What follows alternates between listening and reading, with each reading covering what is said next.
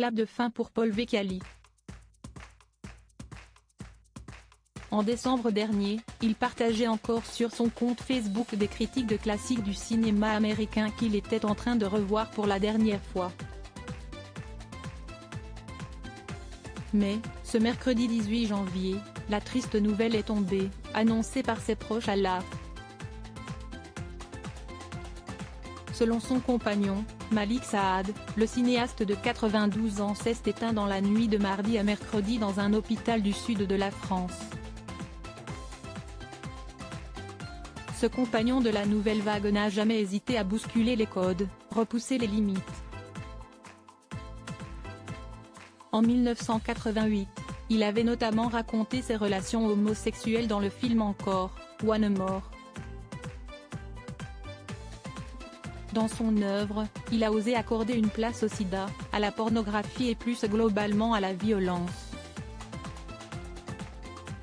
C'était quelqu'un qui ne vivait que pour le cinéma, depuis l'âge de 5 ans, a réagi l'acteur Hugo Brousseau. Ce comédien qui a joué dans 3 de ses films, dont le dernier, intitulé Pas de quartier, sorti en 2021, tient à rappeler son audace artistique que l'on a pu apprécier en 60 années de carrière.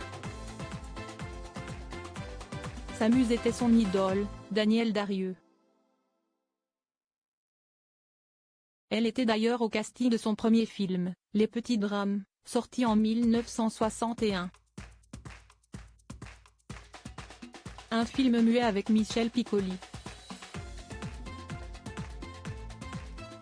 CST Les Ruses du Diable qui est considéré comme son premier long métrage, en 1965.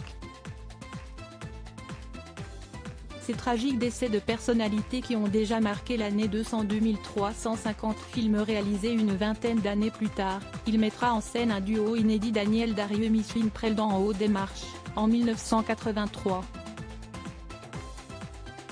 Un hommage à sa mère sur fond de traumatisme de la guerre.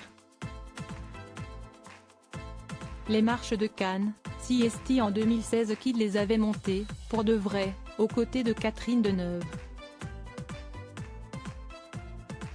Il l'avait dirigé dans son film Le Cancre sorti la même année. En homme libre, pas fan des compromis, Paul Vecchiali s'est souvent autoproduit. Celui qui a aussi écrit pour la Revue du cinéma et les Cahiers du cinéma laisse en formidable héritage une 50aine de longs métrages.